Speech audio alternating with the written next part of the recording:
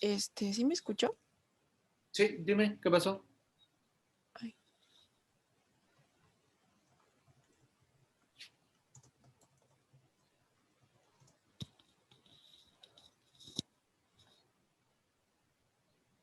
am, perdón, es que no sé si mi micrófono funciona.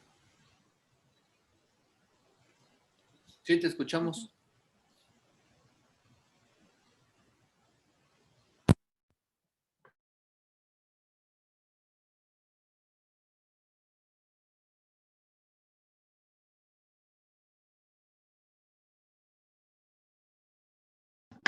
Ay, perdón.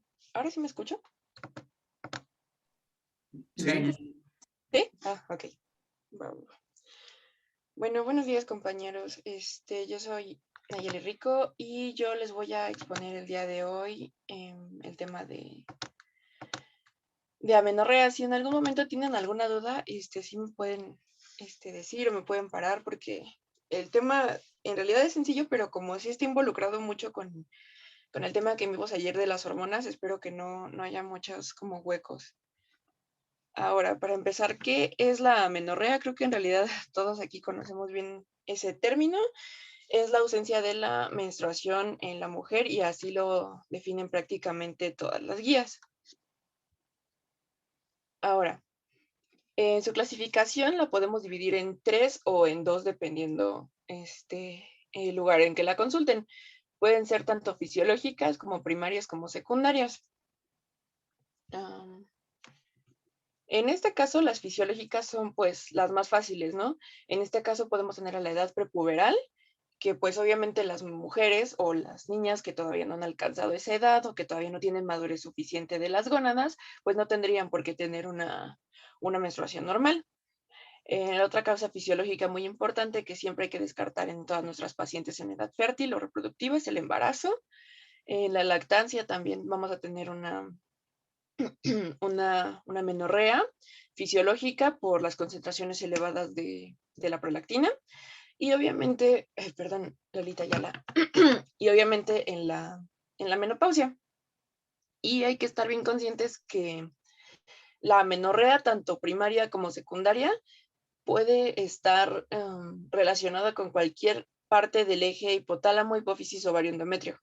Entonces, pues nuestro trabajo como médicos y como clínicos va a ser detectar o aprender a detectar en qué parte de toda la cadena o de todo el ciclo es que vamos a tener una afectación. Y bueno, vamos a empezar con las primarias. Como tal, la menorrea primaria se va a definir como una ausencia de la aparición de la menstruación en la pubertad. Esto puede ser una ausencia de la primera menstruación a los 14 años y esta ausencia de la menstruación puede ir con retraso del crecimiento o con falta de desarrollo de caracteres sexuales secundarios. O también podemos tener una menorrea primaria con una ausencia de menstruación hasta los 16 años o con independencia del desarrollo. Esto que quiere decir que la paciente puede tener 16 con caracteres sexuales secundarios, pero con una menorrea. Y bueno, en el CTO viene como tal esta tablita para causas de amenorrea primaria y pues como pueden ver, prácticamente puede ser en cualquier parte de este ciclo, ¿no? Tanto en el útero como en el ovario, como en el eje hipotálamo hipoficiario, como sistémicamente. Uterinamente podemos tener una agenesia mulleriana. Esto quiere decir que pues prácticamente puede ser que el útero, que los ovarios, que una parte del canal vaginal o todo no se haya desarrollado pues adecuadamente, entonces pues nunca vamos a tener una menstruación normal. Ováricamente podemos tener al síndrome de ovario poliquístico, que en un momento vamos a ver, o al fallo ovárico prematuro. El fallo ovárico prematuro es un agotamiento folicular, que es como pues prácticamente una menopausia verdadera, pero en pacientes pues de edad temprana, en pacientes que no tendrían que estarla presentando. O simplemente puede ser porque la paciente como tal no tiene los receptores de gonadotrofinas, entonces esto se le llama síndrome de insensibilidad ovárica. Por eso también podemos tener una menorrea.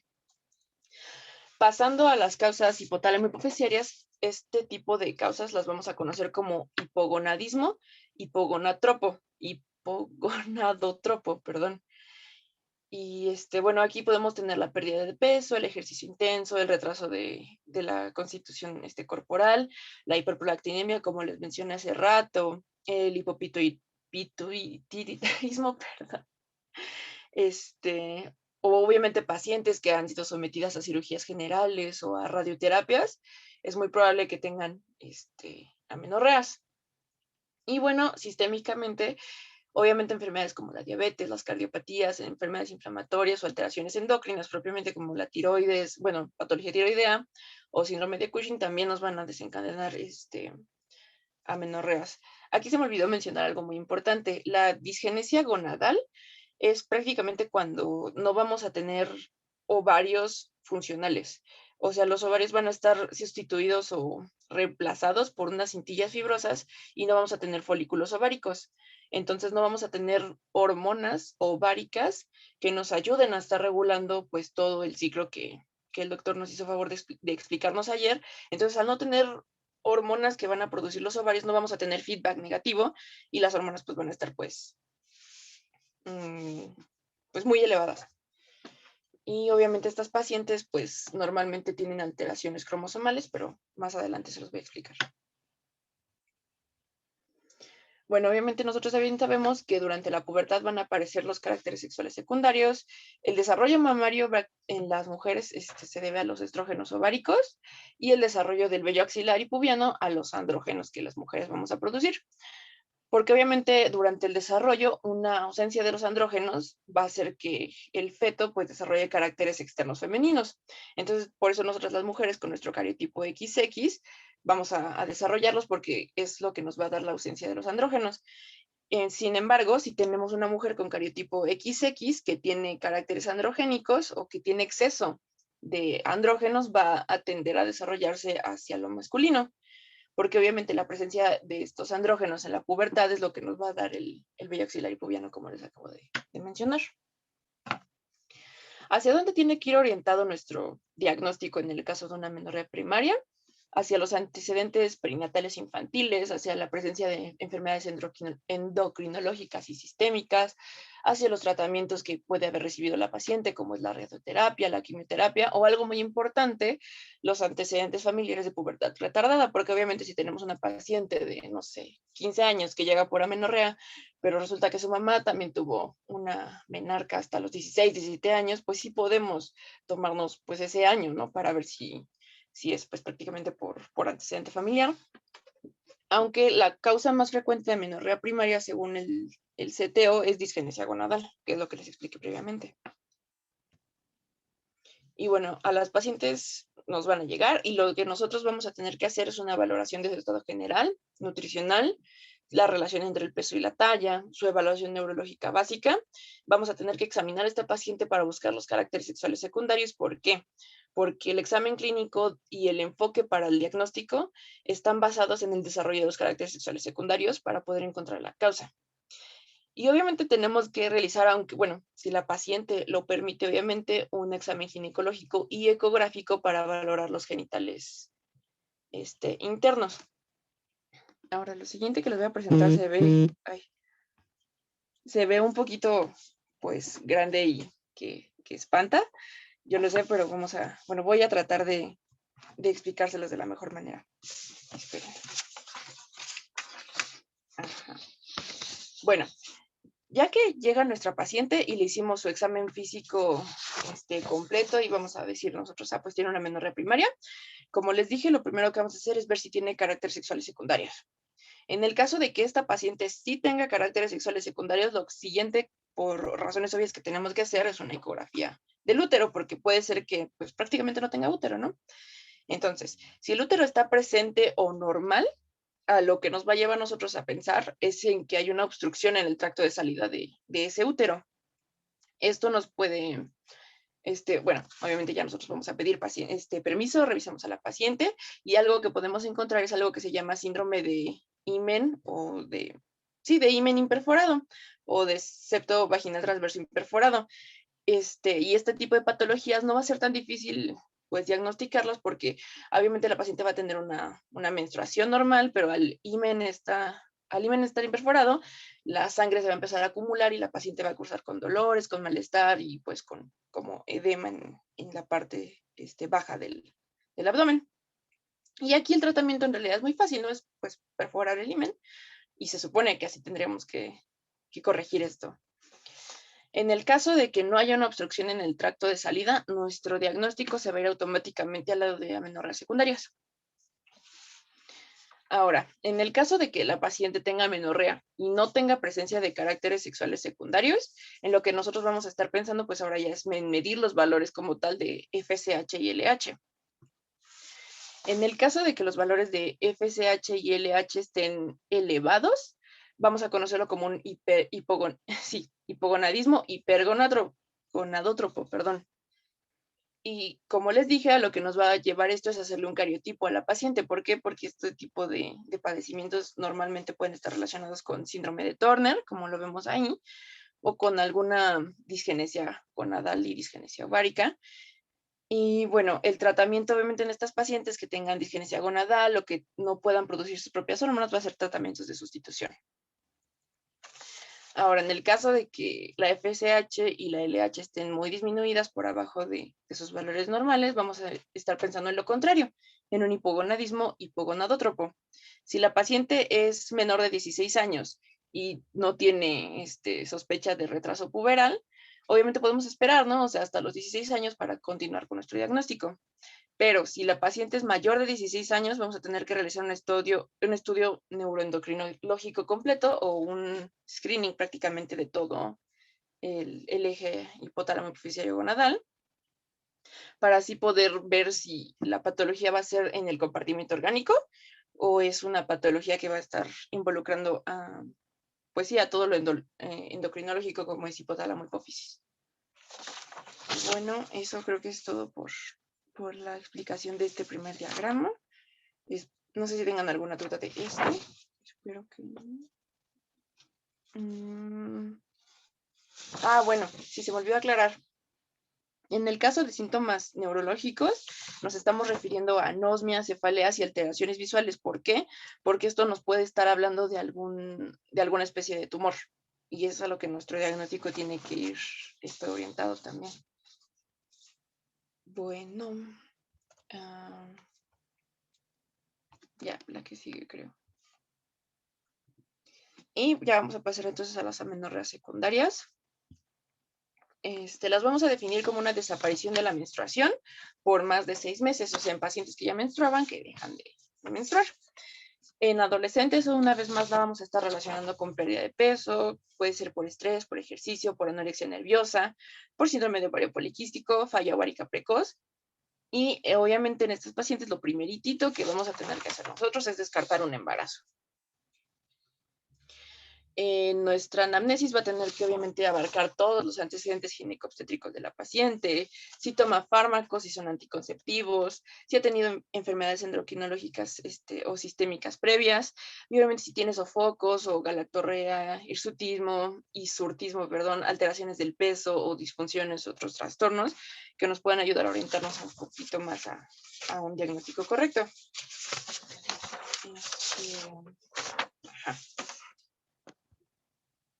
Bueno, en el CTO venía prácticamente esta tablita que una vez más, si podemos ver, todas las causas van a ser obviamente en todo el eje otra vez, y uterinamente podemos tener un síndrome de Asherman, que el síndrome de Asherman se va a dar cuando la paciente ha tenido legrados recurrentes y como tal el útero empieza a cicatrizar y a generar fibrosis, entonces la paciente ya no puede o ya no tiene un desarrollo del endometrio que es de caracteres normales y ya no puede tener una menstruación pues regular. Uterinamente también podemos tener tuberculosis general o endometriosis, ováricamente otra vez el síndrome de ovario poliquístico y la FOP, que es el fallo ovárico prematuro, y ováricamente también pues radioterapias y quimioterapias, infecciones, pérdida de peso, estrés o idiopáticas, hipofisiariamente la hiperprolactinemia otra vez, el hiperpituitarismo, las radioterapias, pues prácticamente sí tenemos bastantes causas, ¿no? Por las cuales vamos a tener que estarle buscando qué puede ser lo que tenga esta paciente con una amenorrea secundaria. La diabetes también va a estar involucrada, los trastornos endocrinos otra vez. Y bueno, obviamente el consumo de drogas y de fármacos también análogos de la progesterona o de la GnRH, pues también nos van a dar una alteración de la menstruación o una amenorrea secundaria. Clínicamente, si es necesario y si la paciente obviamente consciente a ello, vamos a realizar una ecografía. Y tenemos que también solicitar una analítica general para valorar, pues, obviamente todo el eje hipotálamo hipofisario gónadas y el resto del cuerpo, como puede ser un hemograma, la función renal, la función hepática y las determinaciones hormonales otra vez de prolactina, de TSH, de FSH y de LH. Y vamos a tener también unas cosas que les conocemos como pruebas de provocación. Antes de pasar una vez más al diagrama que les puse la vez pasada, les tengo que explicar bien lo que son las pruebas de provocación, porque estas obviamente van incluidas en los algoritmos diagnósticos. La primera prueba de provocación que se va a conocer o que podemos practicar a una paciente es el test de gestágenos. Este consiste en administrar 10 miligramos de acetato de medroxiprogesterona por 5 días para valorar la concentración de estrógenos endógenos, el grado de impregnación de los mismos al endometrio, y obviamente a los 3 o 14 días siguientes estaremos esperando nosotros una hemorragia por parte de esta paciente. Y pues básicamente la base fisiológica de esto es que si la paciente produce con normalidad la primera fase del ciclo, la fase proliferativa, pero no tiene una ovulación, que sabemos que es lo que va a desencadenar ¿cómo se llama? La producción de progesterona para la maduración del endometrio, como nos lo explicó el doctor. Obviamente nosotros, si le administramos esta progesterona restante, la paciente tiene que tener una menstruación. Y obviamente así es como podemos concluir. Obviamente si damos los gestágenos y tiene una menstruación, pues nosotros podemos hacer el diagnóstico de anovulación. Como ayer el doctor creo que nos puso un caso clínico sobre esto. Y bueno, si a pesar de que nosotros estamos administrando esta progesterona, la paciente no tiene menstruación, tenemos que seguir con el estudio, ¿no? Entonces la interpretación puede ser positiva o negativa. Positiva quiere decir que el canal genital va a estar intacto y que la disfunción va a estar a nivel de hipotálamo hipófisis. ¿Por qué? Porque el endometrio respondió a la progesterona, ¿no? O sea, tuvo una maduración adecuada. Y en el caso de que sea negativo, puede ser que el canal genital esté alterado porque, pues obviamente, no va a haber salida, o que el endometrio no tenga la suficiente capacidad para estarse preparando aún con la progesterona. Y obviamente también podemos irnos a alteraciones hipofisiarias muy graves o a síndrome de fallo ovárico. Y bueno, el segundo test que tenemos, estos iban por orden. Primero es el de gestágenos y después es que lo conocemos como test de estrógenos progesterona. Ya se le van a estar administrando a la paciente las dos, una combinación tanto de estrógenos como de progestágenos, y este tratamiento va a ser por 3 meses. Este tratamiento va a pretender que haya una proliferación endometrial y una hemorragia por deprivación, que es como se le conoce, ¿no? Y obviamente esto va a suceder una vez más si el canal está intacto, por eso es que tenemos que nosotros hacer una ecografía si se nos da la oportunidad. Ahora, si la paciente sigue sin tener una menstruación normal, a pesar de que nosotros le estamos brindando pues las hormonas, esto quiere decir que algo puede que esté fallando a nivel de útero, ¿no? Pues obviamente si nosotros estamos haciendo el trabajo que tiene que hacer el hipotálamo y la hipófisis y aún así no tenemos un sangrado, tiene que ser orgánica la patología a nivel de útero, y esto puede ser pues un síndrome de Asherman, como les explicaba, que puede ser una cicatrización del útero. Podemos tener también una anomalía en el cervix, en la vagina que esté estenosada. Y bueno, ya. Si la paciente tiene un sangrado, esto quiere decir que el endometrio está respondiendo, ¿no? A los estrógenos y a la progesterona que le estamos pues dando, y además que la menstruación va a tener un paso libre hacia el exterior, ¿no? Y bueno, si el problema es en útero, cervix o vagina, no van a responder a las hormonas que les estamos dando, pero si no lo es, sí van a responder. Creo que está un poquito complicado entenderlo, pero si lo analizamos no está tan rebuscado, ¿no? Bueno, la interpretación de este test va a ser positiva o negativa otra vez. Si el test es positivo, quiere decir que el problema está a nivel de hipotálamo hipófisis, y si es negativo, está en el tracto genital. Si las gonadotrofinas, una vez que las analicemos están en cifras normales, tenemos que sospechar de una disfunción ovárica, porque entonces el eje hipotálamo hipófisis sí está respondiendo. Pero si estas gonadotrofinas, una vez que las analizamos, están bajas, el problema está en el eje hipotálamo hipoficiario. Y bueno, ya una vez que concluimos con este test, podemos administrar nosotros GNRH para valorar la respuesta del eje hipotálamo hipoficiario. Y bueno, ahora sí, una vez más con este algoritmo grandote. Ok. Bueno, ya tenemos a nuestra paciente, ¿no? Con amenorrea secundaria y con su prueba de embarazo negativa, que es lo primero que les mencioné que tenemos que hacer, ¿no? Entonces, las primeras dos hormonas que nosotros nos va a interesar medir son la TSH y la prolactina. Si tenemos una prolactina normal, que puede ser de más de 100, lo siguiente que nosotros tenemos que hacer es un estudio de la silla turca o una resonancia magnética. ¿Por qué? Porque es muy común que tengamos un tumor que es secretor de prolactina, entonces pues un valor muy, muy, muy, muy elevado de esta prolactina nos tiene que orientar prácticamente a ese tipo de diagnóstico, perdón. Y tenemos que hacer obviamente el estudio radiológico de la región celar.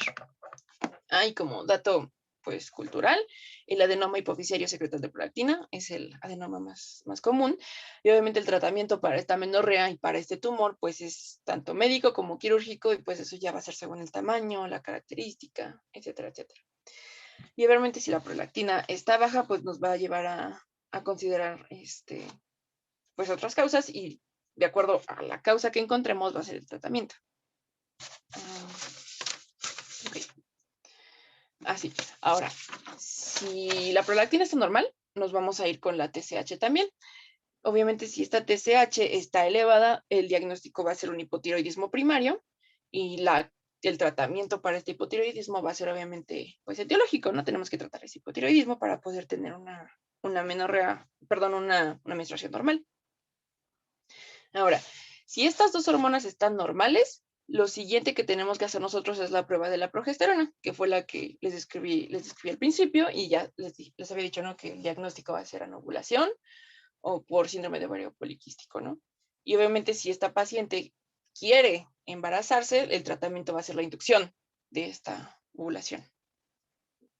Si esta prueba de la progesterona es negativa, lo siguiente, como les dije, es el test de estrógenos progesterona, análisis una vez más de los valores normales de FSH y LH.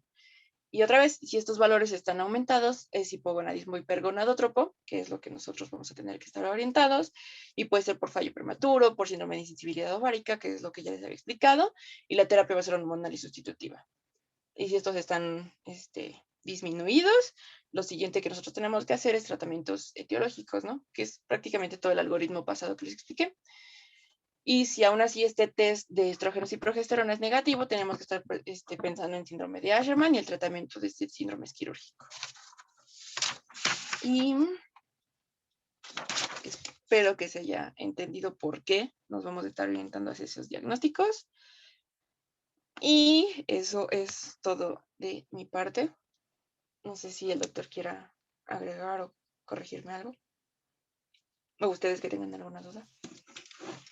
Una presentación muy amplia. Simplemente no sé si tus compañeros tienen alguna duda o algo.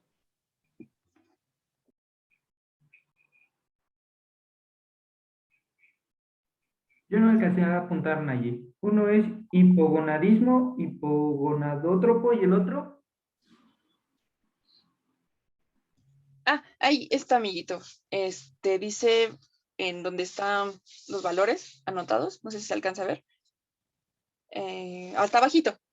Dice hipogonadismo hipergonadótropo, y el otro es hipogonadismo hipogonadótropo. Ok, gracias. Ajá, sí. De nada. Pues prácticamente hipogonadismo es que las gónadas no van a estar funcionando, o sea, los ovarios. Hipergonadótropo o hipogonadótropo ya está refiriéndose al eje hipotálamo hipoficiario, ¿no? O sea, si están teniendo pues presencia de hormonas, o si no están produciendo hormonas.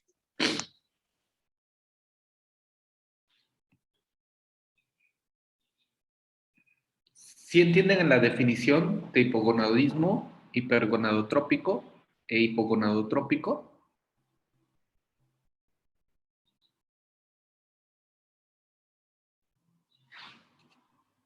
Tiene que ver con la producción de la FSH y la LH, ¿no? Ajá, pero, o sea, no qué enfermedades, sino la definición. O sea, ¿a qué se refiere hipogonadismo hipergonadotrópico e hipogonadotrópico? O sea, ¿sí entienden el contexto? O sea, de lo que, cuando, por ejemplo, Naye nos habló de qué sospechamos o cuando nos vamos hacia un diagnóstico y hablamos de un hipogonadismo hipergonadotrópico, hipogonadotrópico. El contexto, o sea, no las enfermedades, sino el contexto. O sea, ¿a qué se refiere la definición? No sé si todavía están durmiendo o si lo dominan. Por ejemplo, Yediel, ¿nos puedes explicar qué es uno y qué es el otro?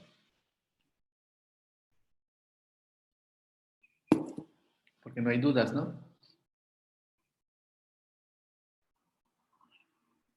No, no está Yediel. José Guillén. Sí, doctor. Estaba infiriendo porque en un principio ella dijo que hipogonadismo es cuando, eh, creo que cuando no se desarrollan bien los ovarios, ¿no? Entonces hay como una sustitución.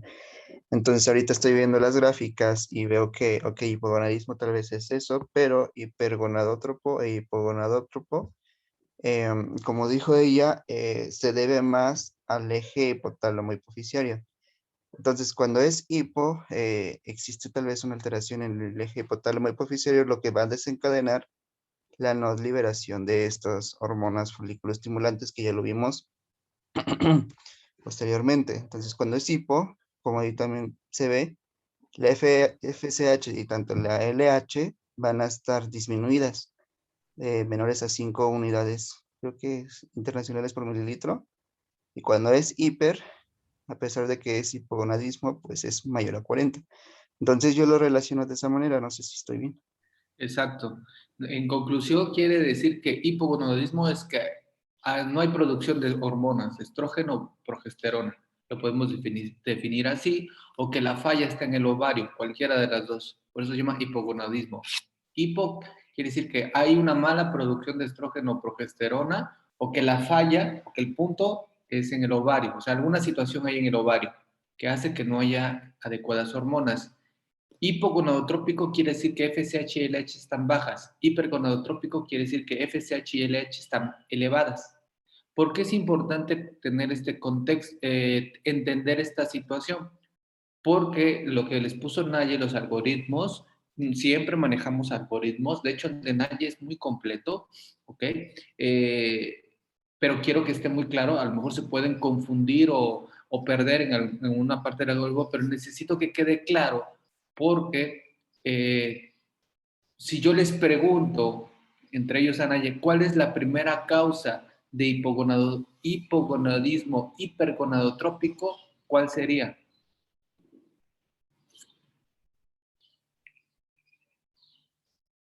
Y esto es muy importante porque para deducir no aprenderse las cosas de memoria, sino deducir algunas patologías, algunas situaciones. ¿Alguien que quiera mencionar cuál es la primera causa?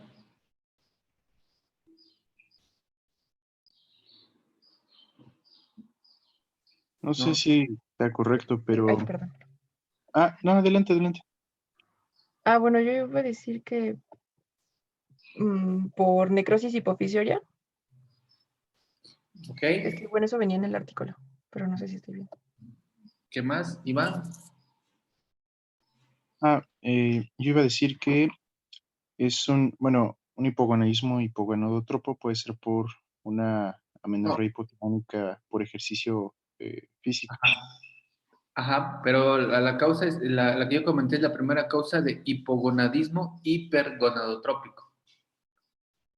¿Cuál creen que sea la primera causa? El síndrome de ovario poliquístico. No tanto así.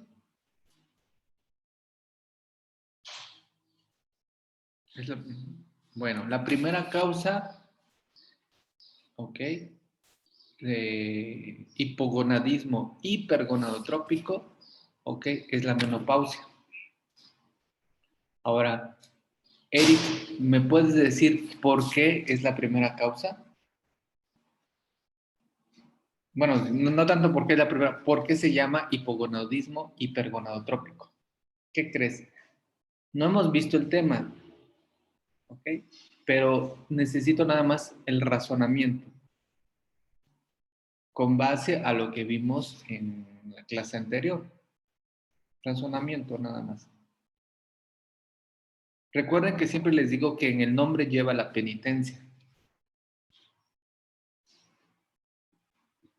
No, creo que Eric no está conectado. Sí, Doc, nomás que estoy pensando. Es Ya. hipogonal. A ver.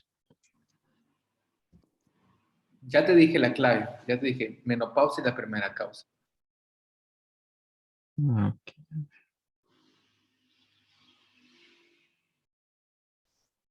¿Por qué se define así? ¿O qué pasa? ¿O por qué se llama?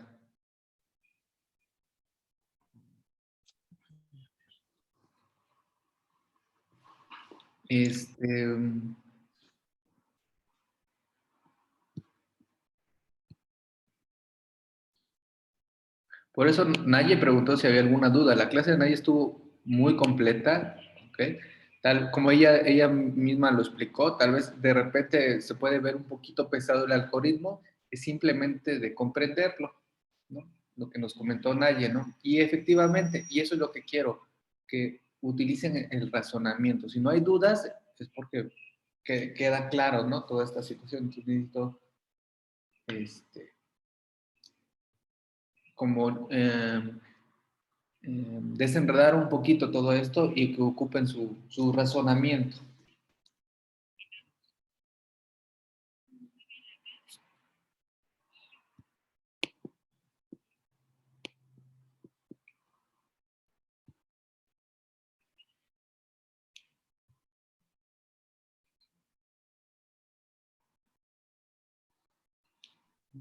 No, Doc, la verdad no.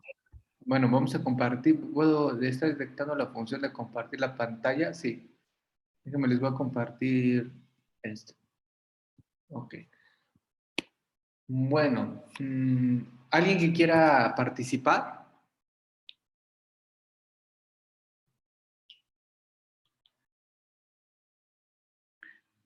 Déjenme, entonces pongo. No, este está mejor. Ok. ¿Nadie quiere participar? Bueno. Karen, ¿quisieras explicarnos por qué la definición de hipogonadismo hipergonadotrópico en menopausia? Pues yo estaba pensando que porque hay una disminución en la producción de las hormonas por parte del ovario, pero pues el eje hipotálamo pituitario sigue funcionando. Así es, perfecto. Así es, eso es lo que sucede. Este es el ovario, acá. Sí se ve mi pantalla, ¿verdad? Sí, Doc. Ok, entonces cuando hablamos de hipogonadismo, quiere decir que hay un problema acá. O hay un problema o la producción de estrógeno y progesterona es deficiente. En la menopausia, o todos conocemos la definición, que es una disminución de la menstruación. Y esto se debe a que los niveles de estrógeno y progesterona caen, ¿ok? Principalmente. O sea, todos sabemos que una paciente menopáusica, sus niveles de estrógeno están disminuidos. Por eso los cambios en la lubricación vaginal, por eso los cambios a nivel cutáneos, ¿ok? Por eso los síntomas del climaterio, por eso la ausencia de la menstruación, ¿ok? Pérdida de todo lo que hace el estrógeno, ¿no? A nivel genital se va perdiendo. Entonces, la definición dice hipogonadismo, es decir, hay disminución de estrógeno y progesterona. Si hay disminución de estrógeno y progesterona, cuando pasa la circulación a nivel a nivel del sistema nervioso central y a nivel de hipotálamo, ¿qué creen que haga el hipotálamo? Cuando detecta que hay niveles bajos de estrógeno y progesterona. Aumenta la producción de GnRH, ¿no? ¿Ok? Aumenta la producción de GnRH, porque manda la señal de que está detectando que hay poco estrógeno. ¿Ok? Y GnRH va hacia la adenohipófisis, ¿correcto? Y en adenohipófisis libera FSH y LH. Y luego, ¿qué sucede, chava? ¿No? Dice que todavía está muy temprano para conectarse. Bueno, GnRH va hacia la adenohipófisis, libera el FSH y LH. FSH, ¿ok? Y LH, que están funcionando normal, llegan al ovario. Pero, ¿qué sucede en el ovario? Nayen.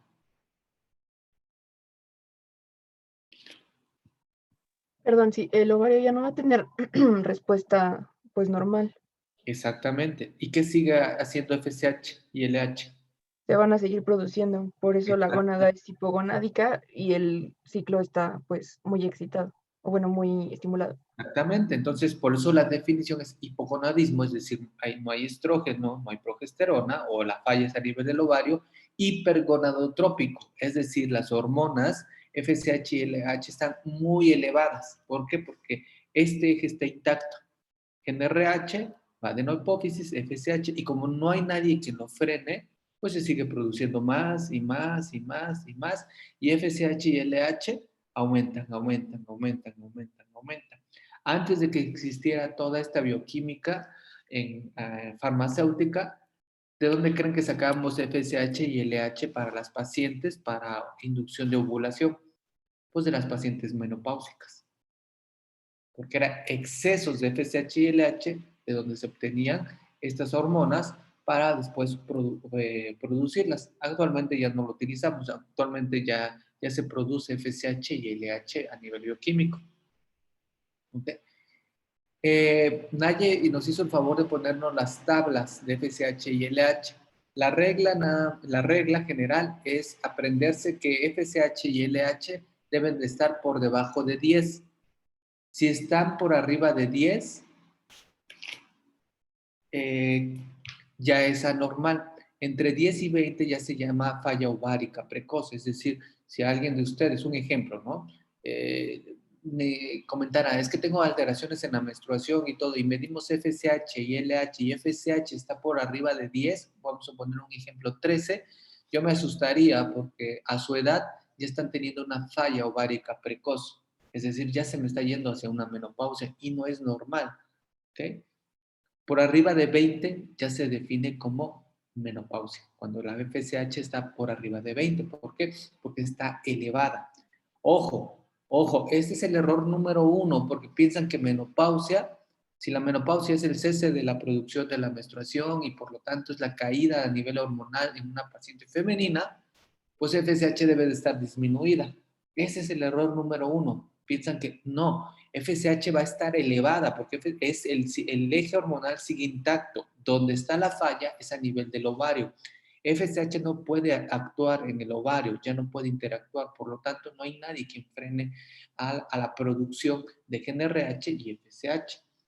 Y es muy diferente cuando hay un hipogonadismo hipogonadotrópico. Aquí, aparte de que no hay estrógeno, cuando medimos FSH y LH, están suprimidas prácticamente. Quiere decir que el problema viene más arriba. ¿Sí?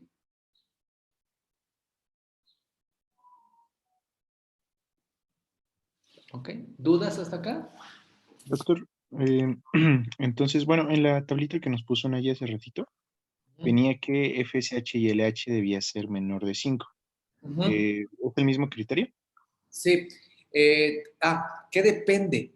Eso es muy importante. ¿De qué depende? Se tienen que medir los niveles de FSH y LH, no se miden en cualquier momento. Se tienen que medir en la menstruación, cuando están la FSH y LH a niveles basales.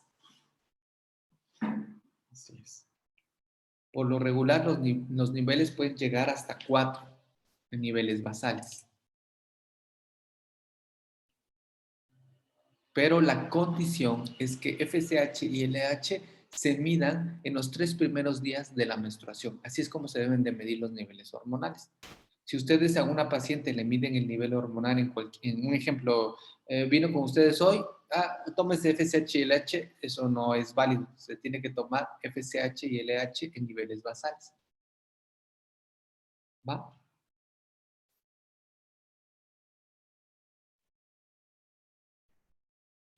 Doctor, y por ejemplo, en estos casos de amenorreas, ¿sería esperar hasta que ocurra una menstruación? No, qué buena pregunta. Y créeme que a Es lo veces, de la persona. incluso hasta a veces nosotros mismos fallamos, ¿eh? Ese es lo primerito que hay que hacer, exactamente. ¿Qué es lo que vamos a hacer? Cada paciente es diferente y es a veces donde podemos fallar ya en la práctica clínica. ¿Se ve esta tablita? Sí, Esta tabla es la misma que Naye, pero un poquito más resumida. Vuelvo a repetir, la de Naye estuvo excelente, estuvo muy completa, pero aquí lo podemos como encerrar. Una paciente que no regla, hay que diferenciar si es primaria y secundaria, como bien nos comentó. La más difícil es la primaria, la menorrea primaria, es decir, nunca ha arreglado. Esa paciente nunca ha arreglado. ¿Ok? Ahí tenemos que irnos más clínicos. Tenemos que revisar a la paciente, tenemos que ver que los genitales externos sean de acuerdo a su edad. ¿Ok?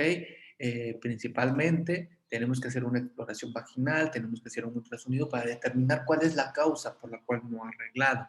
¿Ok? Porque a veces puede rayar dentro de la normalidad y a veces ya puede tener algún problema. Cuando nunca ha arreglado la paciente y ahí sospechamos que no vaya a haber un himen imperforado, que no vaya a tener algún problema anatómico, algún síndrome mulleriano, ¿ok? Todas estas situaciones en la práctica diaria, gracias a Dios, son raras porque se detectan antes y por lo regular como se detectan antes, quien lo detecta primero es pediatría, ¿ok? O endocrinología, porque hay alguna situación acompañante con la paciente. En muy raros casos llegan a edades un poquito más adolescentes, podemos decir, principalmente, y es muy raro que actualmente lleguen ya las pacientes a una edad avanzada. De hecho, ¿cómo se llama? Mi práctica solamente he visto a 2 pacientes que nunca habían arreglado. Y una de ellas llegó no porque no arreglaba, sino a ella le interesaba más que porque no se podía embarazar. Y si no mal recuerdo tenía como 22, 24 años. ¿Ok? Entonces, desde que la veías con talla baja, tenía ciertas facciones faciales que te llamaban la atención. Era una paciente que cuando interrogamos a la que se dedicaba, creo que era como trabajadora, pero comentaba que estudió hasta la primaria o secundaria, o sea, como que tenía problemas de aprendizaje, ¿no? Entonces ya desde ahí te llama la atención, como había como cierto retraso, no muy notorio, pero sí indirectamente lo notabas porque decías, bueno, ¿a qué te dedicas? Ok, tuviste problemas. Al igual como que tenía ciertos problemas sociales porque una de las causas que sospechaban ella era por el consumo de drogas, sospechaban que por eso no arreglaba y todo, pero y ahí cuando empezamos a revisar los senos, la característica de los senos eran muy infantiles, o sea, sí había senos, pero no estaban pigmentados, estaba la separación de los pezones, ya llamaba la atención, no había ¿cómo se llama? No había vello pubiano y escaso axilar, entonces ya llamaba la atención, revisamos el genital externo, se veía muy infantil, la vulva, o sea, no tan infantil, pero sí notabas algo que no era de una mujer de 22 años. Cuando hicimos el ultrasonido endovaginal, no entraba bien la sonda y pues no vimos los genitales, entonces sospechamos que probablemente era una Rokitansky contra un síndrome de Turner o alguna situación y se deriva a genética, porque ya hay alguna situación. Así es como pueden ver una menorrea primaria. La otra paciente, igual, era una paciente que no arreglaba, igual, esta paciente, y sucedió un poquito más temprana la situación. Pero la característica es que tenían 18 años, no arreglaba, los genitales muy ambiguos, estos eran más ambiguos, o sea, prácticamente no había un desarrollo mamario adecuado, ¿ok? Y pues, otro dato igual eran las fases, o sea, tenían como cierta fase característica de que tenía alguna alteración genética. Vuelvo a repetir, son muy raros los casos porque actualmente los agarran a edades muy tempranas, ¿ok? Ya es raro de que llegue una paciente a edad adulta, digamos, con estas alteraciones. Entonces, esa es la menorrea primaria, ¿ok? Sin embargo, lo más frecuente que nosotros vemos es la amenorrea secundaria. Y se nos puede ir en una amenorrea secundaria alguna alteración o sospechar, sí se nos pueden ir. O sea, no valorarla adecuadamente y ya meterla dentro de las amenorreas secundarias. Sin embargo, lo siguiente es lo que debemos de hacer. Si tenemos a una paciente que nunca ha arreglado, lo primero que debemos descartar es embarazo. Bueno, si, no es que no, si la paciente ya ha arreglado, estamos en una menorrea secundaria y ha arreglado y de repente deja de arreglar, lo primero que debemos de sospechar, así como las abuelitas o la vecina, es descartar un embarazo, ¿no? Ni bien alguien deja de arreglar y no es que está embarazada. Y sí, es la primera causa de amenorrea secundaria. Debemos de tomar una prueba de embarazo. Si la prueba de embarazo está negativa, es decir, la menorrea no es por embarazo, tengo que ver si no hay otra situación por la cual la paciente no esté arreglando. Las dos alteraciones endocrinológicas más frecuentes que se asocian con una menorrea son problemas de tiroides y de prolactina. ¿Okay? Por eso empezamos aquí y lo que tengo que determinar es TSH y prolactina. Ya no les repito nuevamente por qué TSH, porque ya deben de saber por qué TSH, ¿ok? Y prolactina. Ambas son las que alteran el eje hormonal, son las causas más comunes. A este nivel, bueno, aquí estamos siendo como muy clínicos, ¿no? Determinar TSH y prolactina. En la actualidad, lo que nosotros pedimos es una serie de un perfil femenino, se llama, donde incluye TSH, prolactina, FSH, LH, estrógeno, testosterona, ¿ok? Es lo que determinamos. Aquí, siendo un poco clínicos, pues me dicen determinar TSH y prolactina.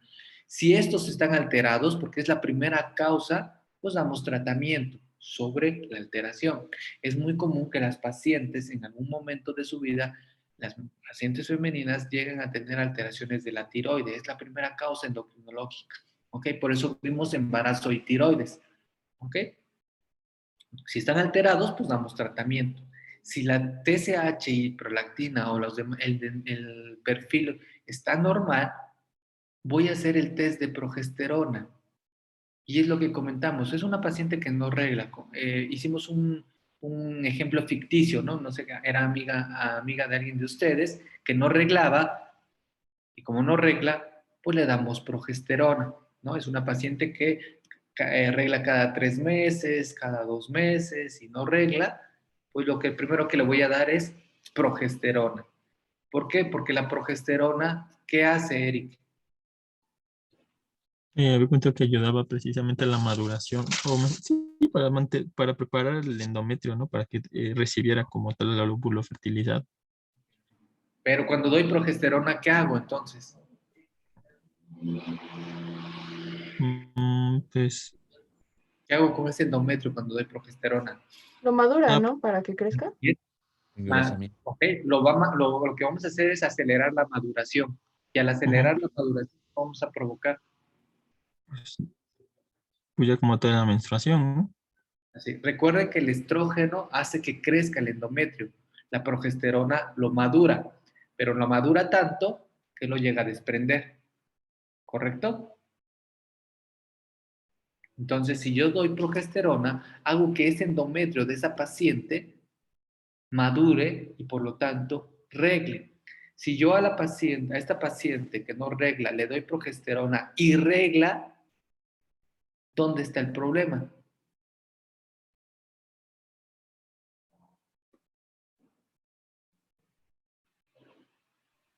En la ovulación, porque por ella misma produciría la primera fase, pero no ovula, y por eso es que no se puede producir la progesterona.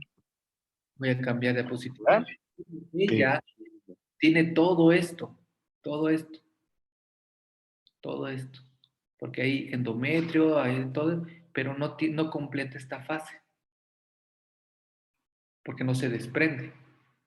Si no se desprende, muy probablemente no tiene el pico del LH y probablemente no ovule la paciente.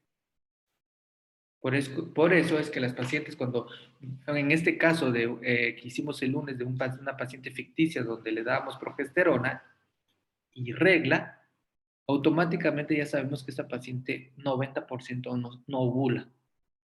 No ovula. O sea, ya sé que su problema es anovulación. O sea, ya damos y ya, ok. Ya sé hacia dónde está dirigido prácticamente el problema. ¿Ok? Porque no completa la segunda fase. Pero si no regla,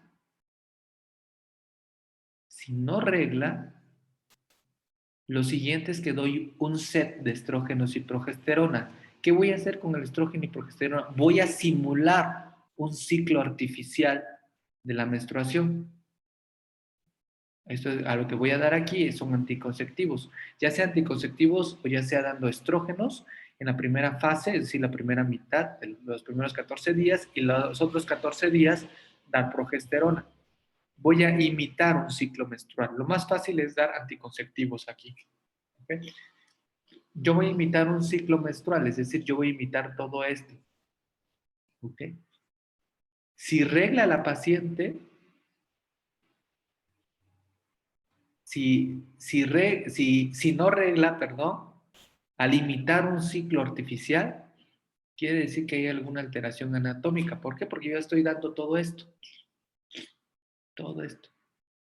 Ya di estrógeno, ya di progesterona, se debe de haber el endometrio, todo. Y si no regla, ahí muy probablemente la alteración es anatómica, principalmente a nivel del útero. ¿Ok? O puede haber otro problema más arriba, pero hay algo que no está haciendo que regle. ¿Ok? Porque yo ya imité un ciclo menstrual. Y si no hay regla, quiere decir que hay algo anatómico, porque hormonalmente ya lo estoy dando. Si regla, ¿ok? Por eso vuelvo a repetir aquí, probablemente la alteración sea a nivel puro anatómico, porque si regla, entonces ya imité el ciclo menstrual, ahora quiero saber que teniendo estrógeno y progesterona regla la paciente. Tengo que determinar dónde viene la alteración. Mido FSH y LH. Si FSH y LH están elevadas, quiere decir que la falla es ovárica. Un ejemplo de esto es la menopausia o una falla ovárica precoz. Si FSH y LH están demasiado bajas, quiere decir que el problema viene desde arriba, ya sea hipófisis o hipotálamo. O sea, desde aquí, porque estos niveles están bajos. Al estar bajo FSH y LH, ¿okay? No se produce estrógeno y progesterona y por lo tanto la paciente no regla. ¿Ok? Entonces, si esos estaban elevados, quiere decir que elevados, vuelvo a repetir mi palabra, quiere decir que la falla está a nivel del ovario. Pero si el estrógeno y progesterona no hay y FSH y LH están suprimidos, es decir, casi nada, ¿ok? Entonces la falla viene de este nivel. Hay algo, o GNRH no se libera o hay un problema en la adenohipófisis. Y aquí yo lo que voy a dar FSH, perdón, hormona liberadora de gonadotropina. Si al dar la hormona de gonadotropina se eleva FSH, la alteración es a nivel del hipotálamo. Si no sube al dar GNRH, la alteración es a nivel de la hipófisis. Es decir, yo ya estoy dando la ya estoy dando la GNRH para que actúe, ya no actuar en la hipófisis, ¿ok? El problema muy probable es a ese nivel. Si sí sube, quiere decir que la alteración es hipotalámica, lo que le hace falta es hormona liberadora de gonadotropina. ¿correcto? Gracias a Dios, esto es muy importante porque ustedes en primera línea van a ver amenorreas. Y el error número uno, siempre cuando viene una paciente conmigo por amenorrea, la primera causa es poliquistosis ovárica, estadísticamente, o alguna alteración a nivel hormonal transitoria, o tiroides, es la primera causa. El error, cuando siempre que llega una paciente conmigo, siempre les digo, mire, señora, el diagnóstico es muy fácil. O sea, el diagnóstico es súper fácil. El tratamiento, súper fácil, porque voy a dar estrógeno y progesterona.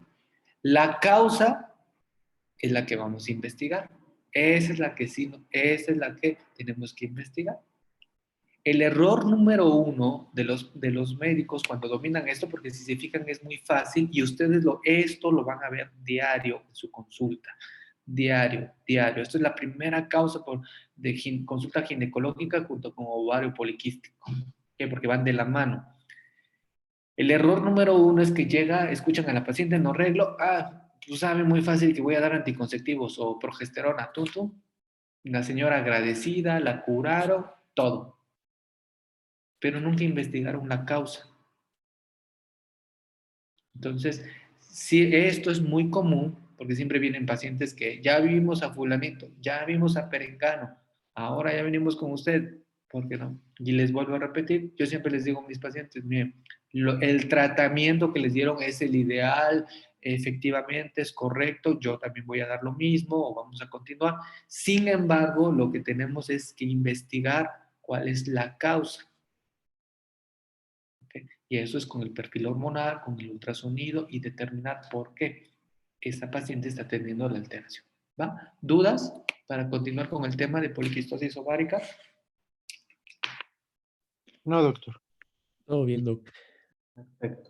Entonces, gracias Naye por tu exposición. Ahora vamos a continuar con tu compañera, ¿va?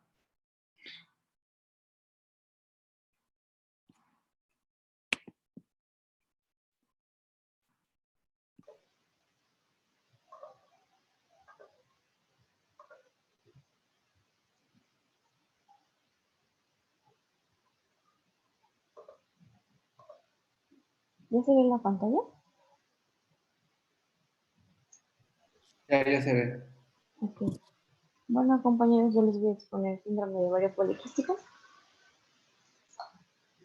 Tenemos dos definiciones, de acuerdo al CTO, es la patología endocrina más frecuente en la mujer en edad reproductiva y va a representar la forma más común de la ovulación crónica. Y de acuerdo a la guía de fertilidad clínica, es el trastorno endocrino y metabólico heterógeno de probable origen genético, influido por factores ambientales como la nutrición y la actividad física. Su prevalencia en diferentes poblaciones es del 3 al 7% y en México está reportado en un 6%.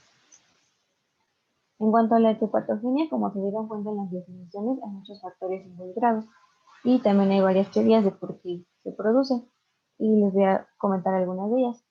En este caso tenemos el aumento de la pulsatividad de la GnRH acompañada de una sensibilidad hipoficiaria. Esto va a provocar que haya un aumento de la liberación de LH y LH va a estimular en exceso a la teca.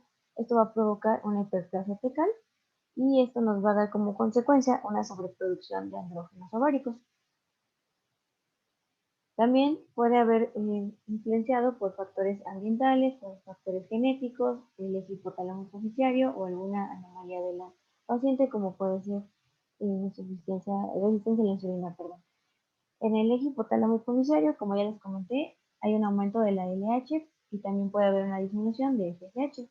Esto que va a provocar en el ovario un aumento del crecimiento de pequeños folículos, como lo vemos aquí, pero posteriormente se van a detener. Y también va a haber una anovulación crónica. Esto va a provocar un exceso de andrógeno. Y si la paciente cursa con resistencia a la insulina, vamos a provocar, o bueno, el trastorno va a provocar una disminución en la síntesis hepática de la globulina fijadora de hormonas sexuales. Esta globulina de hormonas sexuales nos va a servir porque ayuda a regular a las hormonas sexuales que hay en la circulación sanguínea. Cuando hay globulina fijadora, se van a unir a las hormonas sexuales y van a ver, bueno, las va a tener como detenidas, no van a funcionar, entonces pues ya no va a haber tanto en la circulación sanguínea y por eso las regula. Pero habiendo una baja de esta síntesis, pues no va a haber quien las regule y también va a haber un exceso de andrógenos. En el caso de los ovarios poliquísticos, en un ovario normal, pues los óvulos que no son madurados, que no salieron a ovulación, se quedan aquí, pero se van a reabsorber y ya no vuelven a estar. Pero en el caso del síndrome, esos folículos se pueden quedar ahí llenos de agua y se forman los quistes. Bueno, en la clínica las pacientes van a acudir a consulta por problemas de infertilidad, hirsutismo o trastornos menstruales. Los trastornos menstruales van a representar el 70% de las consultas y pueden ser por amenorrea o un ritmo menstrual irregular. Las repercusiones que tenemos de una anovulación es la esterilidad en un 40% de los casos y también puede estar asociado a hiperplasia y cáncer de endometrio. En las pacientes obesas, su alteración en el ciclo va a estar significativamente superior y su fertilidad va a estar más disminuida, pero las medidas de dieta y estilo de vida, como el ejercicio, que nos van a ayudar a que reduzca su índice de masa muscular, pueden mejorar estos aspectos para ellas. Y también recordemos que el patrón menstrual alterado, pues no va a ser característico de todas las pacientes, pueden tener en un 30% una menstruación normal. El hirsutismo también es un 70% de las consultas y va a ser una aparición de vello donde antes no había y va a ser más en mentón, en labio superior y en la zona infraumbilical.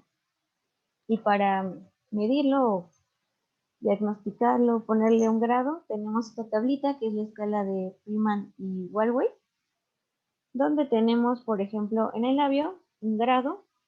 El grado 1 pues son que haya poco pelo en los extremos. El grado 2 es que haya un pequeño bigotito, el 3 que esté más poblado y el 4 que esté completamente lleno o cubierto. En las mejillas también tenemos por grados, el 1 sería pelos aislados, el 2 pequeñas acumulaciones y 3 y 4 completamente cubiertos. En la zona del tórax, el número 1 representaría los pelos periareolares nada más, el 2 además de este en la línea media y 3 y 4 pues ya están más cubiertos. En el caso de la espalda superior, igual el 1 son pelos aislados, el 2 algunos más y 3 y 4 completamente cubiertos. En la espalda inferior, el número 1 nos marcaría un mechón de pelo solo en el sacro, el 2 un poco más de pelos y 3 y 4 completamente cubiertos. En el caso del abdomen superior, el número 1 sería pocos pelos en la línea media, el 2 sería algunos más, pero en la línea media seguimos ahí, y el 3 y 4 completamente cubiertos. En el abdomen inferior tenemos pocos pelos en la línea media, el 2 aumentan más y 3 y 4 completamente cubiertos. Y en las piernas lo mismo.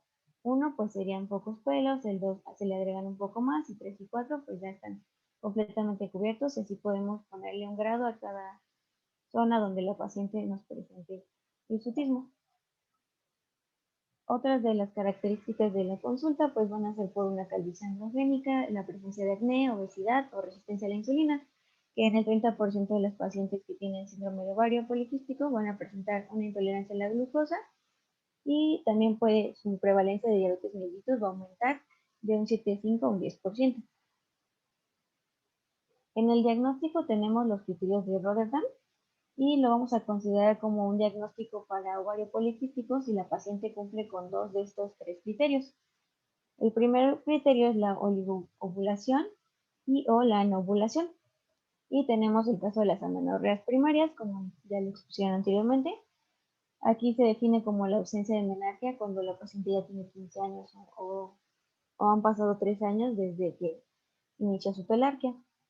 También tenemos las irregularidades menstruales, como la oligomenorrea, que van a ser ciclos de más de 45 días después de 1 a 3 años posmenarquia. Los ciclos menores 8 ciclos al año a partir de 3 años tras la menarquia, la polimenorrea, que van a ser ciclos menstruales menores a 21 días, y una menorrea secundaria, aquí la define como ciclos menstruales de más de 90 días después del primer año de la posmenarquia. El otro criterio es el hiperandrogenismo clínico y o bioquímico. El clínico lo vamos a detectar por el hirsutismo, el acné y la alopecia androgénica. En el bioquímico, un 60 al 70% de las pacientes van a tener una elevación de la testosterona total y libre y también de la androstenediana. El último criterio es el de los ovarios poliquísticos, que va a ser positivo cuando hay presencia de 12 o más folículos con un diámetro de 2 a 9 milímetros y que también el volumen ovárico sea mayor a 10 centímetros. También podemos pedir un perfil hormonal donde veremos el aumento de la hormona LH, la disminución de FSH y la elevación de la testosterona libre y la androstenediana. También, como les comenté en la fisiopatología, va a haber una disminución de la globulina fijadora de hormonas, que va a estar controlada por una influencia del equilibrio, y esta de hormonas sí se va a solicitar principalmente con otras pruebas, como las que están arriba, para evaluar la cantidad de andrógenos que tiene esta paciente. En cuanto al tratamiento, en el caso de la pérdida ponderal o las pacientes con sobrepeso, la indicación es dieta y ejercicio. Esto va a reducir los niveles de andrógeno y de insulina y nos puede ayudar a restaurar su función ovulatoria lo suficiente para restablecer su fertilidad. La podemos acompañar de metformina de 1000 a 1500 miligramos por día si la paciente cursa con diabetes mellitus. En pacientes sin deseo de embarazarse podemos implementar los anticonceptivos orales, tanto para sus anormalidades menstruales como el hirsutismo y el acné. Y el que venía en la guía de práctica clínica es la medroxiprogesterona de 10 miligramos por 7 a 10 días durante 3 a 6 meses. En las pacientes que no tienen deseo de embarazarse, con deseo de embarazarse, vamos a inducir la ovulación. Aquí estaba recomendado el citrato de clomifeno, que se considera que lo podemos emplear durante 6 meses, y también se puede añadir la metformina si la paciente tiene intolerancia a la glucosa. También la podemos inducir con gonadotropinas o una inseminación artificial, y el inhibidor de la aromatasa letrozol también puede ocuparse para el caso de infertilidad. En el caso del hirsutismo podemos ayudar a la paciente con técnicas externas como la depilación o el aclaramiento del vello. Y el acné puede ser tratado con medicamentos habituales como va a ser el peróxido de benzoilo o antibióticos tópicos o por vía oral. Y eso sería todo.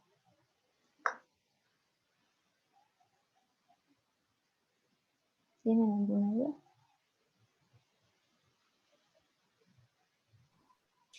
Ya se acabó. Bueno, muy bien. Bueno, estuvo muy resumido, concreto. No sé si tengan alguna duda.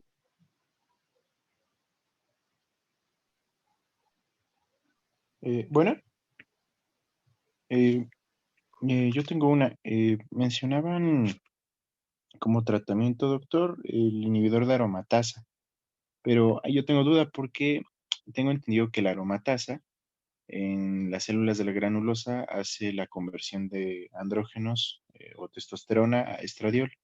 Entonces, ¿por qué la inhibirían si la aromatasa, según eso que entendí, produciría las hormonas femeninas, estrógenos que nos hacen falta?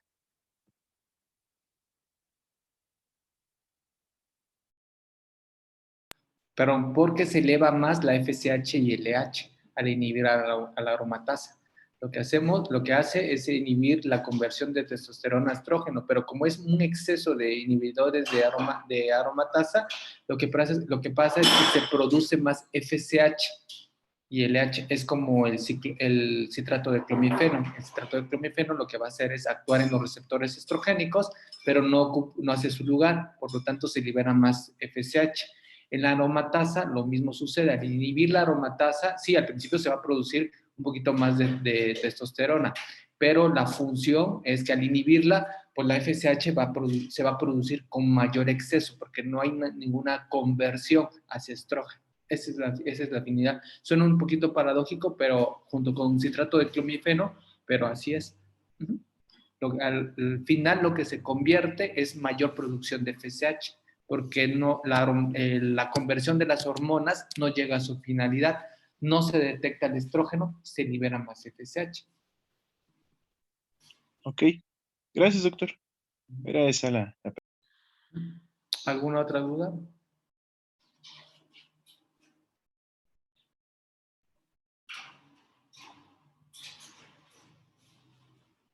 ¿Listo?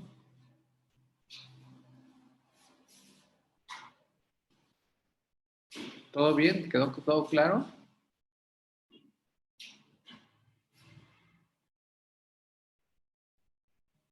¿Ya van a tratar poliquistosis ovárica? ¿Seguro que no hay ninguna pregunta? Ah, bueno, tengo otra. En cuanto a la fisiopatología, mencionaban que hay una mayor pulsatilidad a nivel hipotalámico. Entonces, ¿qué es lo que causa que exista esa mayor estimulación de hipotálamo y a su vez de hormonas como LH? En sí, ¿cuál sería esa influencia para que tengamos más LH? Bueno, pues esa es la pregunta de los... Es la pregunta más... la básica, ¿no? ¿Por qué hay más LH y FSH? Bueno, es todavía teoría, ¿ok? Se supone que dependiendo de cómo sean los pulsos a nivel hipotalámico, los pulsos de GnRH es lo que se va a producir. Es decir, si los pulsos son rápidos o los pulsos son lentos, es dependiendo de la hormona que se va a liberar. Sin embargo, en poliquistosis ovárica se sabe prácticamente la gran mayoría de la fisiopatología, pero lo que no se sabe es por qué se detona esta situación. Se cree que sea una alteración que comparten genética, en donde se comparte junto con alteración a nivel de la insulina y de las hormonas, de la producción de FSH y LH. Se supone que es alguna alteración a nivel genética. Cuando yo fui residente, un biólogo de la reproducción nos decía que la pregunta era ¿qué fue primero, el huevo o la gallina? Es decir, ¿qué fue primero, la alteración de FSH y LH? O sea, ¿fue esa alteración la primera que desencadena todo? ¿O es una o es una alteración metabólica a nivel de la insulina? Es decir, que la paciente tenga cierta predisposición a alteración del funcionamiento de la insulina que provoque la alteración de FSH y LH. ¿Okay? Entonces, tu pregunta, pues, es lo que todos los biólogos de la reproducción han estado estudiando, es como lo de la preeclampsia, que nosotros pues ya sabemos mucho de preeclampsia, pero no sabemos de dónde viene toda esta situación. Lo mismo sucede con poliquistosis ovárica. No se sabe cuál es de dónde surge esta alteración, de dónde viene exactamente. Lo que sí se sabe es que es toda la fisiopatología, toda esta fisiopatología es lo que se sabe adecuadamente y vuelvo a repetir, muchos dicen que fue primero el huevo o la gallina, es decir, fue primero la alteración metabólica que hace que se altere FSH y LH o fue FSH y LH que altera la producción metabólica de la insulina. Y esto es porque van de la mano, o sea, van de la mano. Estos dos van de la mano. ¿Alguna otra pregunta?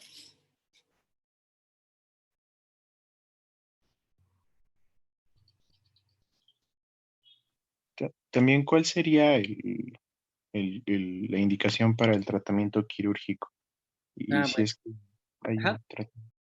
Sí, bueno, ya para el resumen, poliquistosis ovárica, ya para irnos al resumen, poliquistosis es la primera causa que van a ver de amenorrea, la primera, ¿ok? Bueno, después de embarazo, ¿no? Pero la primera causa de amenorrea es poliquistosis. En la consulta ginecológica ginecológica, no obstétrica. En la consulta ginecológica es la primera causa que van a ver, la primera. Eso sí, más que diagnósticos diferenciales de preeclampsia, no, poliquistosis ovárica. La primera causa por la que van con un médico por la alteración de la menstruación. ¿Okay? Entonces, lo que ustedes deben de tener en cuenta es la fisiopatología, que se debe a una inversión de la LH sobre FSH, que por lo tanto, como esta FSH no funciona adecuadamente, no hay una adecuada estimulación de los folículos. Los folículos van, como es poca FSH, pues sí van creciendo los folículos, pero no crecen a un tamaño adecuado. ¿ok?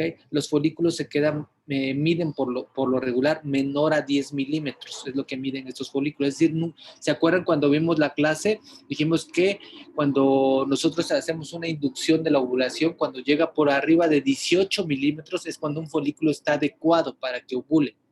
Estos folículos no rebasan ni los 10 milímetros, es decir, se quedan ahí, van creciendo, se estimulan un poquito, pero nunca, como nunca se rompen, pues se quedan acumulados y tampoco no se atrecian, porque la LH y FSH están funcionando mal. Por lo tanto, se queda un acúmulo de folículos alrededor del ovario, que son los que vamos a ver en el ultrasonido. La imagen de ultrasonográfica que nosotros vemos es de collar en perla, se llama, es decir, todo alrededor del ovario, puros circulitos negros, como si tuviera un collar de perlas. Esa es la imagen ultrasonográfica que nosotros vemos. La condición es que de estos folículos deben de medir menos de 10 milímetros. De 1 a 10 milímetros, más de 10. ¿Ok? Esa es la condición. ¿Por qué? Porque muchas veces asustan a la paciente, apenas tiene una alteración hormonal, no le tomaron perfil tiroideo, hacen el ultrasonido y ven los folículos, pero los folículos de la ovulación normal, que uno mide 14, uno mide 13, uno mide 18, y como ven uno muy grande, de 20, ay señora, tiene un quiste en el ovario. Eso es común, lo más común. Y no es un quiste en el ovario. La señora lo que tiene es un folículo dominante, es decir, que la paciente en algún momento pudiera llegar a ovular, ¿ok? Eso no es poliquistosis ovárico, eso no es un tumor de ovario, ¿ok? Porque es que tiene quiste, no, eso es totalmente normal. Para un quiste ovárico como tal, el folículo ya debe de medir más de 40 a 45 milímetros, ¿ok? Entonces, poliquistosis ovárica es que tiene varios folículos. Eso ya no es normal tampoco porque los folículos no llegan a crecer más de lo normal. Y si tiene más de 10, porque puede tener 5 y puede tener otros que tengan por arriba de 15, 20, pues quiere decir que esos 10 son probablemente los que se van a atreciar y los otros son los que están madurando. Pero cuando son más de 10, que miden de 1 a 10 milímetros, eso es anormal. ¿Ok? Entonces, estos folículos por eso no crecen y por eso no ovulan, porque no hay pico de LH para que lleguen a ovular. ¿Ok? Y la paciente, ¿ok?, con poliquistosis ovárica, que tienen esta inversión, no ovula, pues por lo tanto no hay una menstruación. Las pacientes, la primera causa por la que llegan con nosotros a la consulta es porque no reglan, o son irregulares, y ellas reglan cada 3 meses, cada 2 meses, se asustan porque piensan que están embarazadas, o la otra causa es porque buscan embarazo, pueden llegar a arreglar mes con mes, sí pueden, son raros los casos, pero sí pueden llegar a arreglar mes con mes, ok, pero la causa es que no se han podido embarazar, ya llevan 4 o 5 años intentándolo y todo, y nada más no se embarazan. Esa es la otra cara de la moneda por la cual llega poliquistosis ovárica. Desde que ustedes están interrogando, la primera condición que cumplen el 90% es una alteración en la menstruación. La segunda es que cuando están explorando, revisando, la paciente tiene hirsutismo, puede tener cierto grado de hirsutismo. Nosotros no utilizamos como tal la tabla, porque al final la tabla esa es para otras situaciones endocrinológicas. Nosotros nada más o tiene acné, o tiene hirsutismo, de leve a moderado, no nos interesa si es leve, ya con que tenga hirsutismo ya es un criterio, ¿ok? Entonces, lo que nosotros vemos en la exploración son datos del hirsutismo. A veces ni estamos, apenas nada más estamos en el interrogatorio y preguntamos sobre depilación. Y nos, no, pues sí me tengo que depilar porque pues, la verdad sí me sale mucho vello a nivel labial, o tengo que rasurarme, o ya estoy en tratamiento porque es demasiado el hirsutismo, que ya desde ahí ya cumple 2 criterios, alteración menstrual e hirsutismo, y ya prácticamente tenemos el diagnóstico. Como bien lo comentó, deben de ser 2 de 3 criterios, porque a veces podemos ver la alteración menstrual y el hirsutismo, y a nivel ultrasonográfico no vemos ninguna alteración considerable. O al revés, la paciente puede tener un pezón. La gran mayoría de las pacientes con poliquistosis ovárica, la gran mayoría, no todas, tienen cierto grado de sobrepeso también. ¿Ok? Entonces puede ser una paciente delgada, que tenga algo de vello, pero que no lo considera problemático, ¿ok? Que tenga la alteración menstrual y la alteración ovárica. O al revés, puede tener cierto grado de vello, regla mes con mes, hacemos el ultrasonido y vemos el signo de collar en perlas a nivel ultrasonográfico. Este tipo de pacientes nos van a consultar no tanto por la alteración menstrual, ellos nos consultan principalmente por la infertilidad, es decir, no puedo embarazarme. Y es porque probablemente no ovule como tal o la ovulación sea muy inexacta. Por eso es que no se puede llegar a embarazar. Entonces, pero vuelvo a repetir, el 90% de los casos de poliquistosis ovárica o el cuadro clínico característico de poliquistosis ovárica es una paciente con sobrepeso, con hirsutismo, o sea, con cierto grado de hirsutismo y con alteraciones en la menstruación. Este es lo clásico de poliquistosis ovárica. ¿Ok? La gran mayoría de las pacientes con poliquistosis ovárica, ¿ok? La gran mayoría de poliquistosis ovárica tienen cierta alteración a nivel endocrinológico, principalmente con la insulina, tienen cierto grado de resistencia a la insulina. Antes, y cuando era reciente, se tenía que hacer un cálculo de Hoffman, y ustedes lo pueden encontrar todavía. Se los comento porque pueden escuchar o hablar sobre el Hoffman, que es un cálculo para ver el grado de resistencia a la insulina o los niveles de insulina. Actualmente ya no, actualmente hasta el chopo le dicen, me mide los niveles de insulina y se los mide. ¿Ok? Esto les hablo de hace 5, 10 años, donde nosotros teníamos que hacer un cálculo todavía en la residencia de Hoffman o establecer un índice de Hoffman. Ya no, actualmente cuando ya sospechamos poliquistosis ovárica, dentro de los laboratorios que nosotros pedimos son niveles de insulina. ¿Okay? Antes, con clínicos, pues teníamos que pedir la glucosa, ¿no? Para ver una curva, para ver si había cierta resistencia a la insulina. Actualmente medimos la insulina directamente, ya nos marcan ahí los niveles y el rango de normalidad. Entonces, la gran mayoría de poliquistosis ovárica tiene esta alteración, van de la mano. Por eso lo que les comenté, la pregunta de Iván, pues es muy cierta. Oye, doctor, pues ¿cómo sucede esto? ¿Por qué llegó? Y es lo mismo que pues no sabemos, ¿no? No sabemos si fue la resistencia a la insulina lo que provocó la alteración de FSH o LH o una alteración pura de LH sobre FSH. Al final lo que se sabe es que estas pacientes tienen una alteración genética en la producción de sus hormonas. ¿Ya? ¿Por qué? Porque ahora viene lo siguiente. ¿Me pasa la siguiente diapositiva, Karen? La siguiente, bueno, ese es la cuadro clínico. No, la otra. La otra. Bueno, es el diagnóstico. La otra. Ese es el collar de perlas, más o menos. Ok, le falta un poco de movimiento a la foto, pero ese es el famoso collar de perlas. Ok. La siguiente. La siguiente. Esta. Bueno. El diagnóstico, si se fijan, es muy fácil. O sea, es prácticamente, se sospecha rápido. Se sospecha. Lo siguiente es tomar los niveles de hormona. ¿Ok? Porque también tengo que descartar dos principales alteraciones. Tiroides, prolactina, y otra causa muy relacionada, que es una hiperplasia suprarrenal.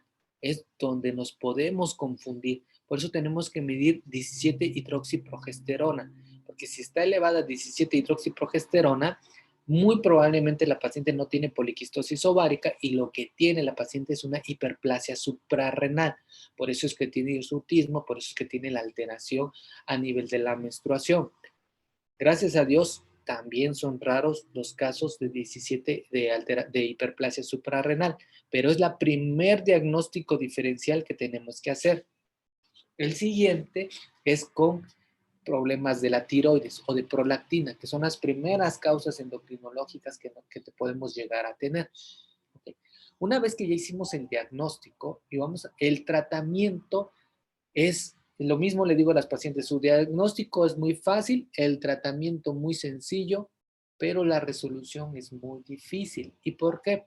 Porque muchas veces las pacientes piensan que al dar el tratamiento van a restablecer su eje hormonal y lamentablemente no, el 80% no se va a restablecer correctamente, es decir, va a estar dependiendo de esta situación y hay que hablar con la paciente y ser honestos, ¿ok? Yo siempre es muy difícil por las pacientes porque lo que primero dicen es que voy a estar dependiendo de las hormonas y todo esto para arreglar mes con mes. Lamentablemente, sí, ¿ok? En el 80% de los casos. Pero hay que hacerles conciencia, porque el miedo de ellas es que, ¿por qué voy a utilizar hormonas? No, yo no quiero y me va a dar cáncer. Y hay que establecer que no van, las hormonas, los anticonceptivos no provocan cáncer, ¿ok? No está establecido aún. Y que hay que dar el tratamiento porque estas pacientes, si no se les da tratamiento, el riesgo de diabetes es muy alto que desarrollen y dos, el cáncer de endometrio. Las pacientes con poliquistosis ovárica, una complicación es cáncer de endometrio. ¿Okay? Entonces hay que dar tratamiento a las pacientes con poliquistosis ovárica. Y como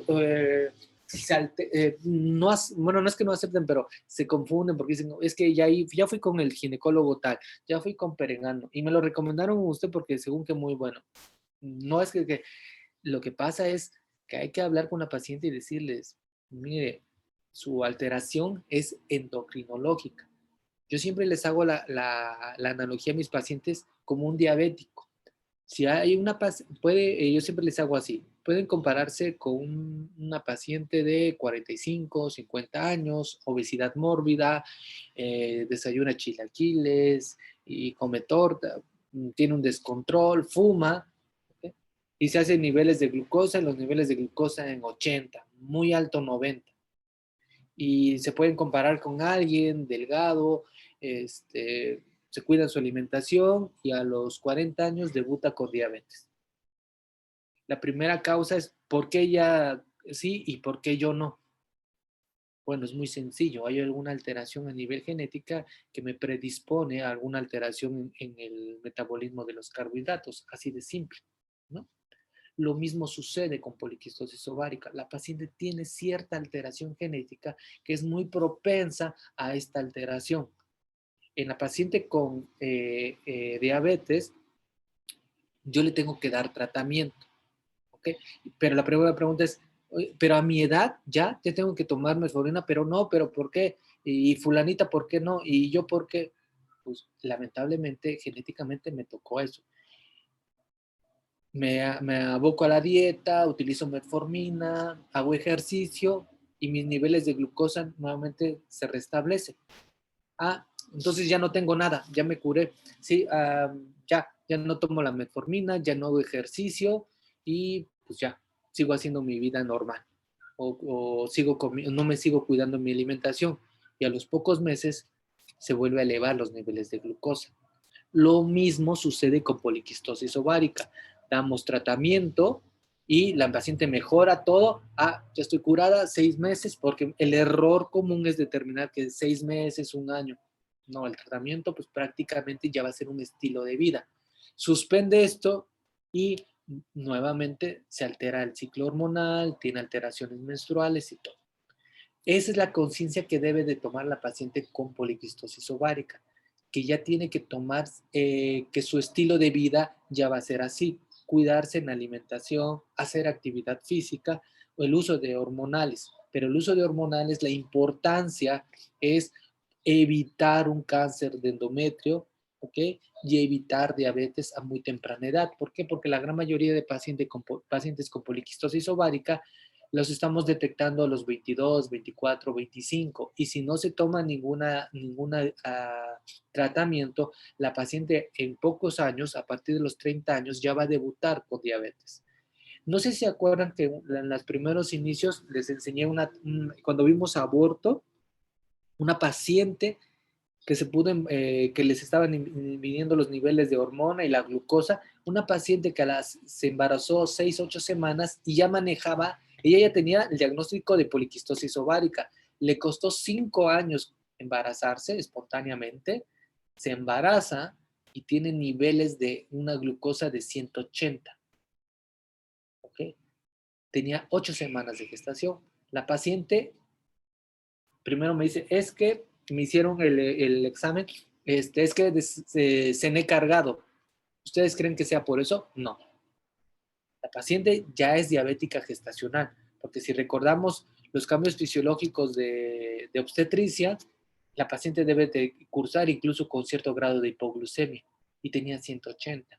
Le comenté que la paciente tenía poliquistosis ovárica, pierde el embarazo, pues, tenía ¿cómo se llama? Todo el cultivo para perder ese embarazo, descontrol metabólico, principalmente, pero bárbaro, ¿ok? Una paciente con poliquistosis ovárica, maltratada, un embarazo espontáneo, todo eso fueron propicios para que perdiera el embarazo. Pierde el embarazo y le comento que se debe de iniciar el tratamiento de poliquistosis ovárica.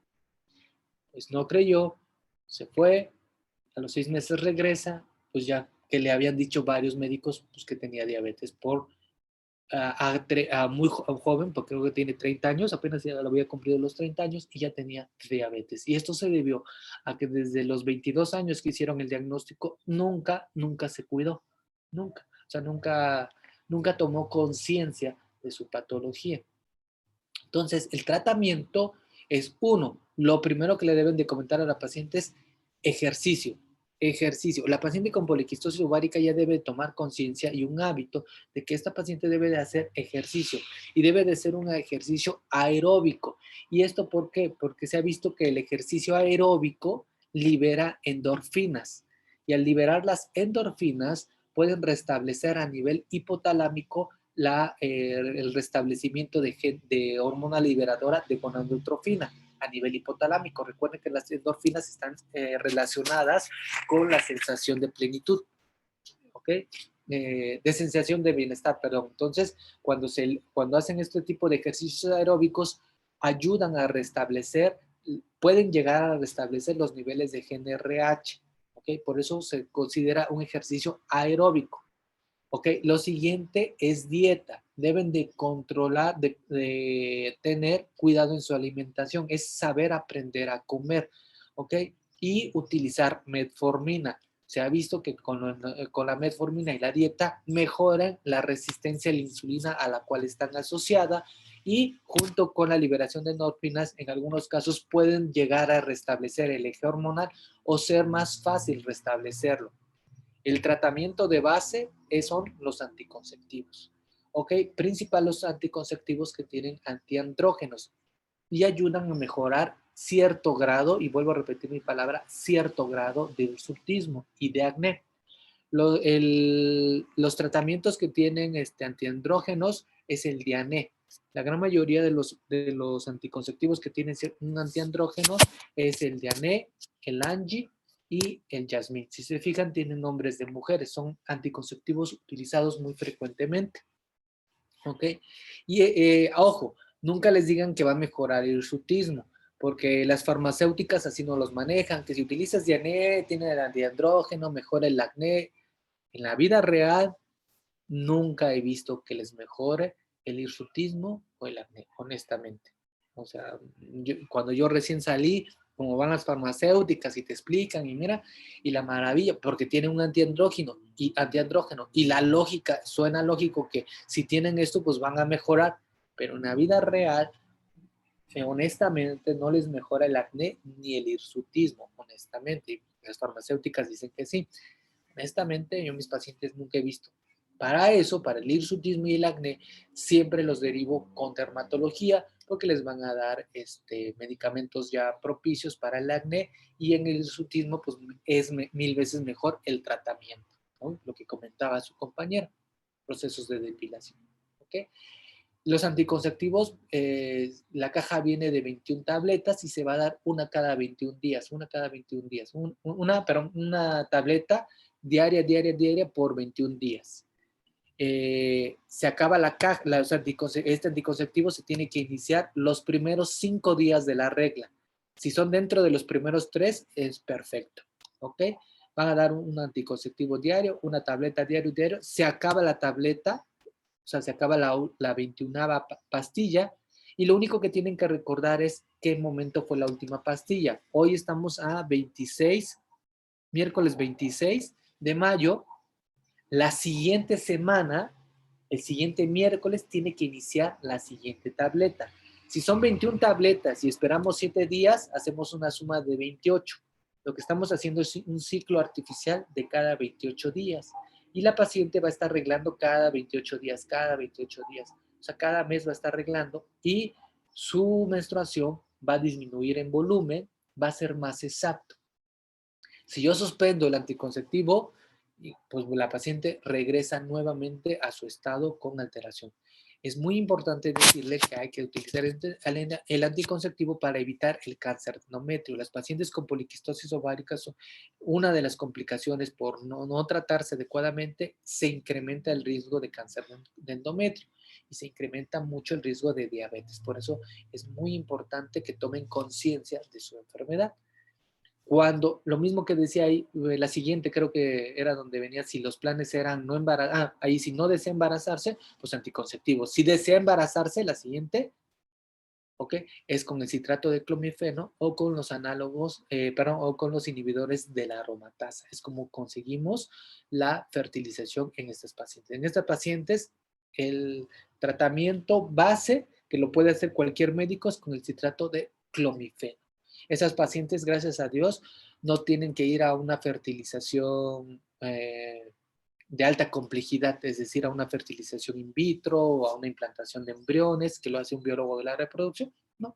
Y es con el simple citrato de clomifeno o con el inhibitor de la aromatasa, como el letrozol, con eso es más que suficiente. ¿Dudas, preguntas hasta acá?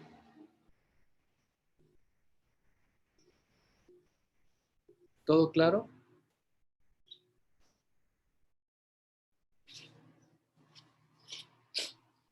¿Cuáles son los niveles normales de testosterona, doctor?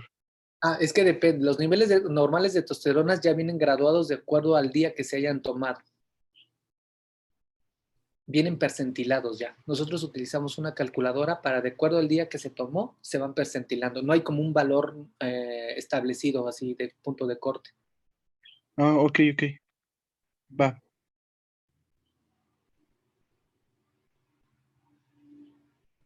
¿Alguna otra pregunta?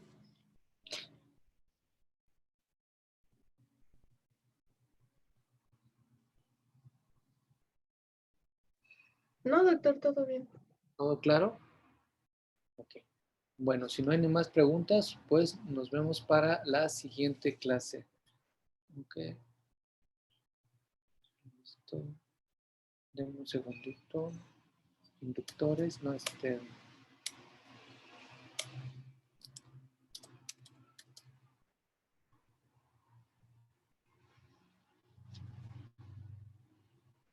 Bueno. Entonces seguimos con endometriosis, miomatosis. ¿A quién le corresponden los temas?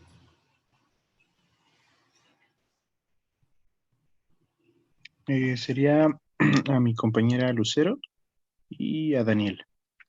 Entonces vemos endometriosis y miomatosis, ¿va? También son temas